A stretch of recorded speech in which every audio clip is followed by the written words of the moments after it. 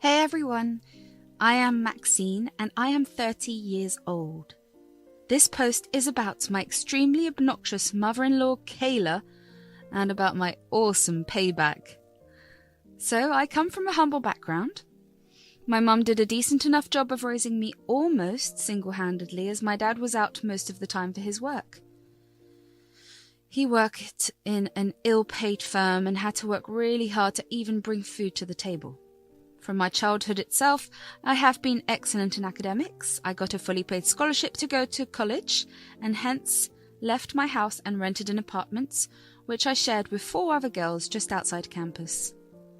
I worked part-time in a cafe to pay the rent and for other basic amenities.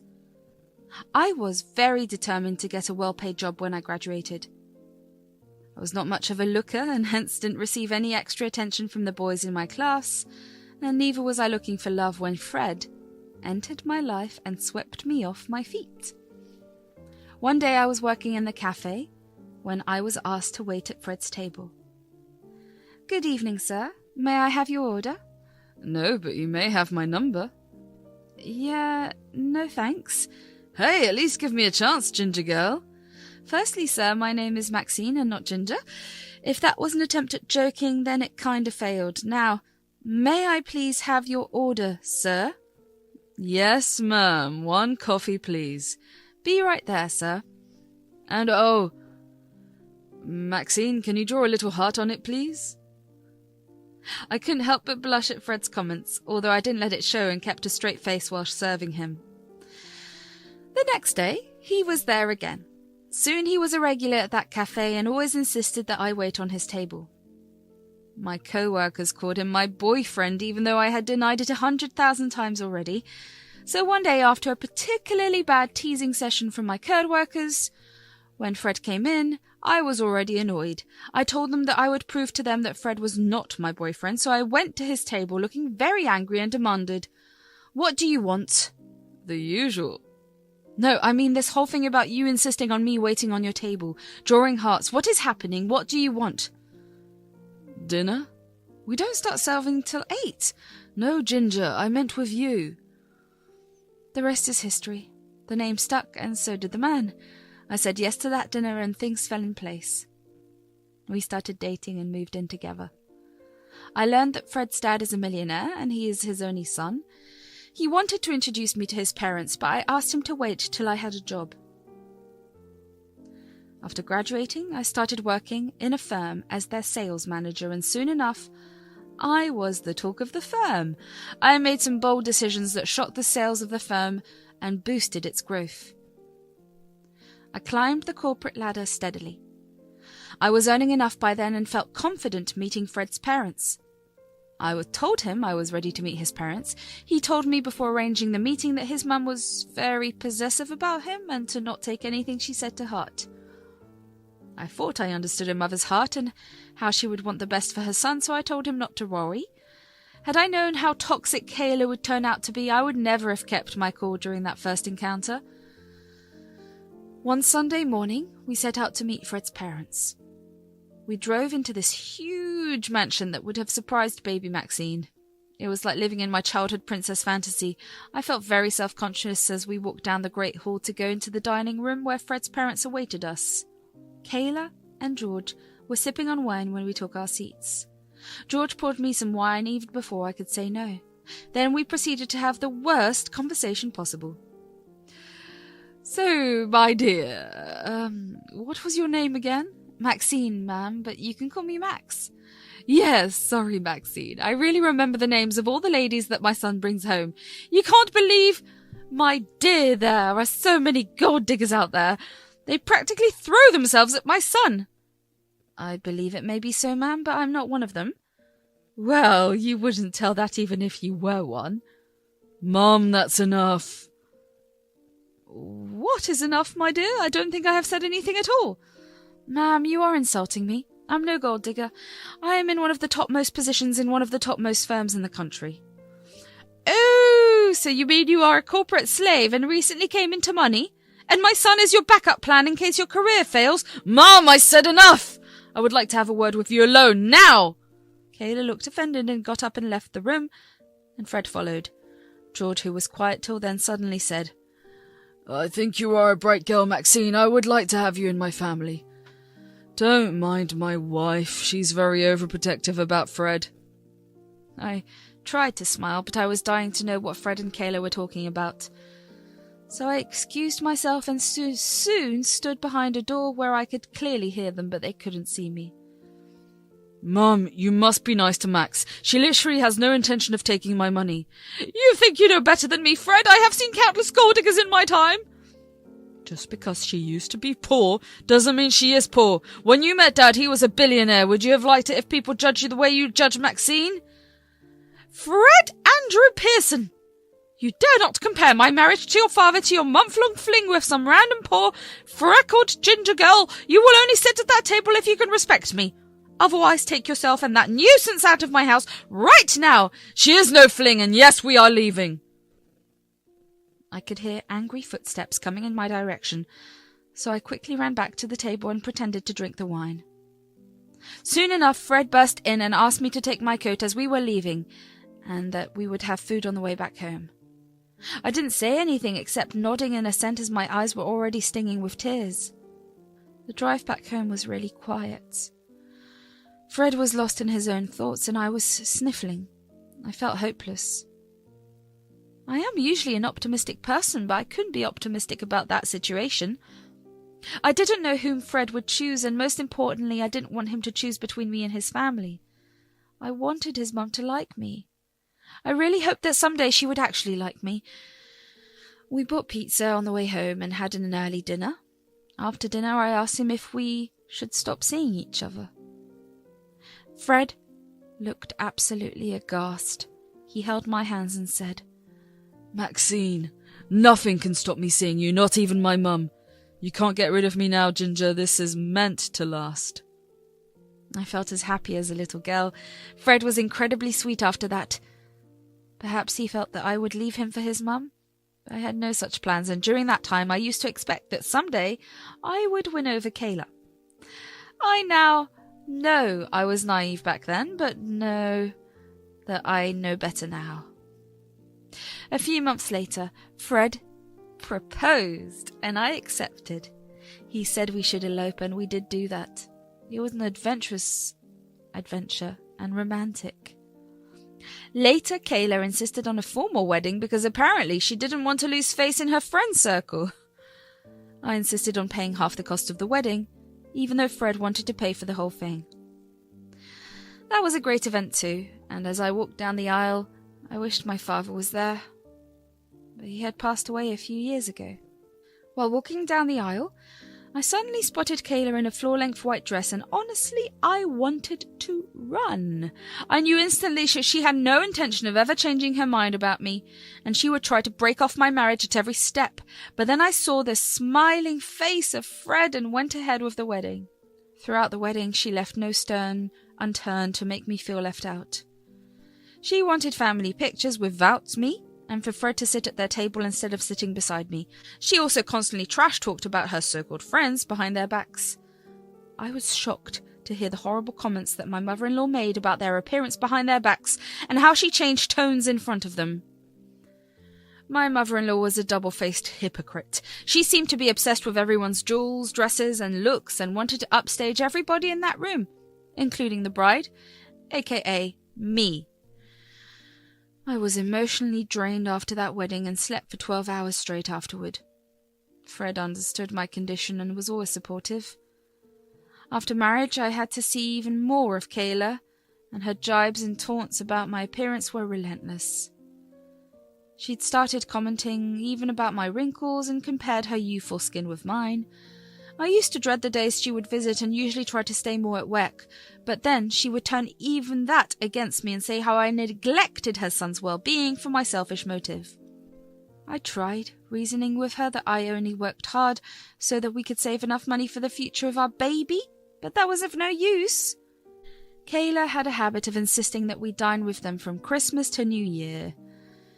Usually she would use that occasion to tell my husband that he had chosen a nuisance for a wife, who was so poor that she had to rely on him, and then she would loudly criticize the gift that I would give her while simultaneously praising the one that Fred gave, even though That would be my choice, as Fred left the whole Christmas shopping to me. Now, the year that is in question is the year when I got pregnant. My hormones already messed with my emotions, and Kayla would not miss a single chance to make me feel bad about my body. She would say horrible things, and when confronted by Fred, would straight up lie and feign ignorance and blame it on my hormones. 5 days with my mother-in-law would be impossible that year, so I decided that it was high time that she realized what she did to me was wrong. I anyway wanted to stop her before the baby came along, because I didn't want him to grow up seeing his grandma putting down his mother by making shallow comments about her appearance. This could influence the child's mind and affect his views. I didn't want him to have such a shallow mentality as his grandmum. So I took things into my own hands. I started snooping around the Pearson mansion. I started frequenting their house more and more and tolerated her jibes for the ultimate revenge. I went with the pretext of how I wanted their grandchild to have a bond with his grandparents. George was really sweet to me during this time and brought fruits and chocolates for me. Caleb would usually organise kitty parties on the days I visited and use that as an excuse to not sit with me and George. Little did she know that's what I was actually there for. Usually she would loudly exclaim to her friends that her daughter-in-law was such a nuisance and the absolute worst, but as soon as any of them went to the washroom, or not turn up or go home early, she would say horrible things about them as well. Now this bit was what I was there for. I noted their names and the horrible things she said about them. Sometimes I even recorded bits and pieces of what my mother-in-law would say on a small recorder. During this time, I also snooped around the mansion, and one day in her boudoir, I found something particularly interesting. It was her records of her visit to a famous plastic surgeon. She had done Botox quite several times, so that's what was the secret of her youthful skin. I have nothing against people who choose to get plastic surgery and can afford it. But I was definitely against what my mother-in-law did. She would hide the fact that she had Botox done and would also shame anybody who had chosen to age naturally and not get anything done. One of her favourite topics of shaming was my wrinkles. I carefully documented and prepared for my mother-in-law's doomsday. That year, I decided to give my mother-in-law a parrot. A beautiful bird it was, very smart and intelligent. Parrots can even mimic their owners and are known to be fast learners. So on the day of Christmas, me and Fred took the parrot and set out for the much-awaited Christmas dinner with the Pearsons. Kayla had insisted on throwing me a baby shower and had chosen Christmas as the date for it. When we arrived, all of Kayla's friends had already arrived. George seemed to be found nowhere, so Fred went off to find him. Now it was just me, Kayla, and Kayla's friends. They all exchanged meaningful looks and sniggered at some inside joke. They started bringing out their gifts for me and also making quite a lot of remarks about how I should be a stay-at-home mum and what I should apply on my face to prevent wrinkles, etc., etc. Then came the time that I was waiting for. I said that I wanted to present to my mother-in-law the very special gift that I bought, saying, "This I gave her the parrot." For the first time even, my mother-in-law was impressed. They had no idea what would happen as soon as one of them said Kayla. It took about 5 minutes to start. One of my mother-in-law's friends said, "Kayla, let me have a look at that big baby." Off went the bird. "Ah, how horrible! Have you seen Linda's stomach in that dress? How ugly! How crass! How ugly! Ugly! Ugly!" Wait, what? God, that's not me! But dear Kayla, nobody said it's you. Oh my god, so do you think she's mimicking you? Oh no. Ew! How tacky is that dress that Jenny wore? The only good thing about her is her husband. Ha ha ha ha ha! Did you look at Jenna today? That hair colour is horrible. Even my ginger daughter-in-law has better hair than that. Ha ha ha ha ha! Kayla got up at this point and tried to catch the bird, but the parrot flew up and sat on a high cupboard and continued spilling the beans. "Bring that horrible liar down!" "But dearest, it's not a lie. It must have heard you say those things and is only mimicking you." "I am sorry to say." "Oh look, it still has things to say." Kayla gets Botox but shames others for aging. Shame on Kayla. Shame! Shame! Shame! Kayla is a liar. Kayla is a double-faced. Ew, Sandra's dress must be thrifted. Oh no, Beatrice is poor now. That's why she doesn't come to kitty parties. Poor. Ew, poor. Kayla hates you. Kayla hates her. Kayla, no. Maxine, stop that beast of yours! But Kayla, it's yours. Maybe you can learn to see the good in others for a change. I don't know. Suit yourself. I looked around and everybody looked shocked. Their faces were red and they all got up, grabbed their coats and left one by one and slammed the door hard each time. Kayla sat on the couch with her head in between her hands. Suddenly, she looked up and said, You did this! You ruined my image, my reputation, my everything! How will this ever be fixed? It's not me. You ruined your image, your reputation, your everything. If you can't show your face outside from now on, then it's your fault. Fix yourself, Kayla, then things will fix themselves. Shut up! Don't you dare lecture me! You are after the property, are you not? You married Fred for his property. I'll make sure that you don't get a penny for that. Kayla is a gold digger. Hypocrite, Kayla. Hypocrite. Oh no. Liar spotted. Drawn by the commotion, Fred came in. He took a quick scan of the situation and took out the bird's cage and opened its door, and the bird promptly flew inside it. Kayla almost pounced upon Fred. Oh, Freddie, your wife is horrible. She did this. Tell her off, Freddie. Tell her off. What do you mean, Mum, by saying that Maxine did it? She brought the bird, Fred. You must divorce the deceptive woman. We will take full custody of our grandchild. We will hire the best lawyers. The Nuisance needs to go. How dare you? Make sure she loses her position at her firm, George. Sue her. Wring her dry of every penny. I'm not divorcing her, Mum. I think the Parrot learns what it hears. He probably heard you say those things somewhere. I don't know how, nor do I care where. That bird was totally mimicking you, so at least now you know how you sound all the time and how obnoxious you are to Maxine. I guess it was high time you know, Mum.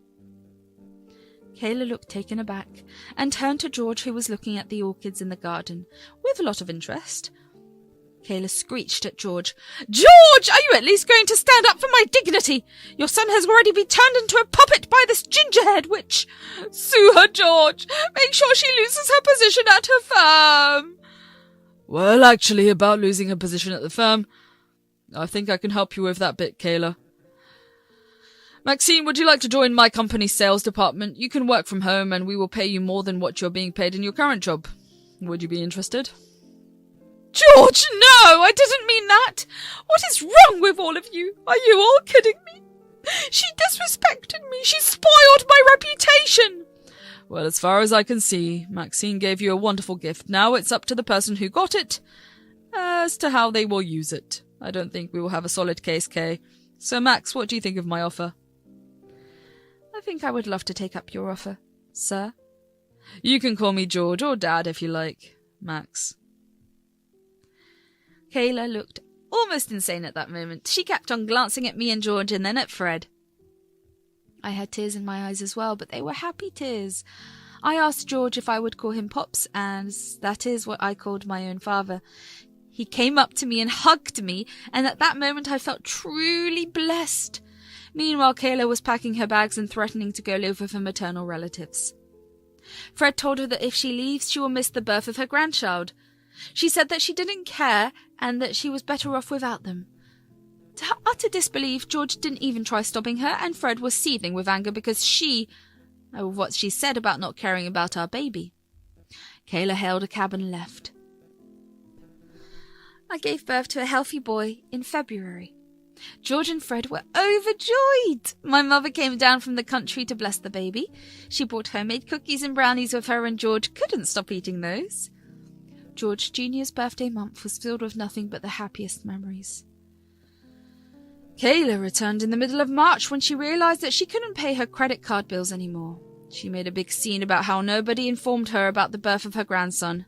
Fred immediately reminded her how, before leaving, she said that she didn't care about the baby, so we decided to let her go and let her do whatever she liked. She then denied ever saying that and proceeded to cuddle the baby. George asked Kayla to apologize to me. She acted surprised and said that she didn't even know what she should be sorry for. When George insisted and started listing all the terrible things she had done, Kayla looked at me reluctantly and mumbled, "Sorry." Honestly, that was more than what I ever expected of her, so I accepted gladly. That night, Fred told me that he plans on keeping his contacts with his mum at a minimum level. His logic for that was that he wouldn't want his child to grow up hearing terrible lies about his parents and his grandpa, and he was sure that would happen if our baby was left alone with Kayla. I had doubts about the same thing and was really glad to see that my husband thought the same and gave a voice to my concerns. I had not wanted to broach the subject because I didn't want Fred to cut off his mum just because of me. I couldn't have lived with that guilt, but when Fred brought it up himself, I gladly gave my opinion and agreed with him. After that, whenever Kayla came over, we usually kept an eye on her. I have been working from home in George's company since December. I think I did a decent job managing the sales department. George told me that I did excellent, but I didn't believe him because he likes to hype me up for little things. The company sales went up by 2 times and George couldn't stop gushing about it. He asked me when I could work from the office because a promotion awaits me. I thought it was a joke until I joined in the conference room. He announced that he wanted to have me as a partner in his company. My happiness knew no bounds. We even enrolled our baby boy in play school. Things are peaceful now that my toxic mother-in-law is only at the periphery of our lives.